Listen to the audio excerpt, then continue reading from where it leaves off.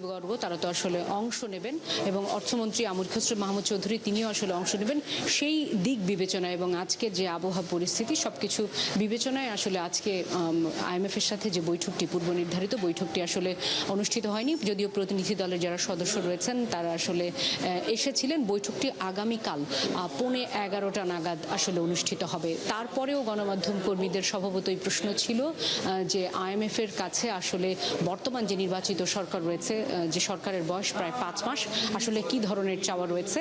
এবং যেটি মন্ত্রী বলবার চেষ্টা করেছেন বা গণমাধ্যম কর্মীদের প্রশ্নের জবাবে সেটি হচ্ছে আগের সরকারের অর্থাৎ ফ্যাসিস্ট আমলের যে চুক্তি হয়েছিল বা যে প্রোগ্রামটি ছিল IMF এর সাথে, সেটিতে তারা কন্টিনিউ করছেন না, তারা নতুন প্রোগ্রামের আওতায় যাবেন। এবং গণমাধ্যম কর্মীদের স্বভাবতই প্রশ্ন ছিল যে আগের যে চুক্তিটি বা প্রোগ্রামটি ছিল সেটি আসলে জনবান্ধব ছিল কিনা। সেই জবাবেও তিনি বলেছেন সেটি জনগণের স্বার্থ সংশ্লিষ্ট ছিল না, সেই কারণেই সেখান থেকে বর্তমান যে সরকারের বয়স 5 মাস তারা আসলে বেরিয়ে এসেছেন এবং আশা করছেন যে আগামীতে যে প্রোগ্রামটি হবে সেটি আসলে জনগণের স্বার্থ সংশ্লিষ্ট জনবান্ধব হবে। একটু বলে রাখতে চাই যে এবার কিন্তু IMF এর যে প্রতিনিধি দল বাংলাদেশে এসেছে, তারা 5 দিনের মতো সফর করবে এবং অর্থ মন্ত্রণালয় ব্যাংক ডিভিশনেও কিন্তু তাদের আলাদা আলাদা করে বৈঠক হবে, যেমনটা আমরা এর আগেও দেখেছি। এবং অর্থমন্ত্রীকে যেহেতু কথা তিনি খুব একটা বলেন না, যে আসলে গণমাধ্যম কর্মীদের প্রশ্ন ছিল ভিসা নীতি নিয়ে, যেটা বাংলাদেশ আসলে আপডেট করছে, তিনি যেটি বলছেন যে সময়ের সাথে সাথে আসলে ভিসা নীতি আপডেট করা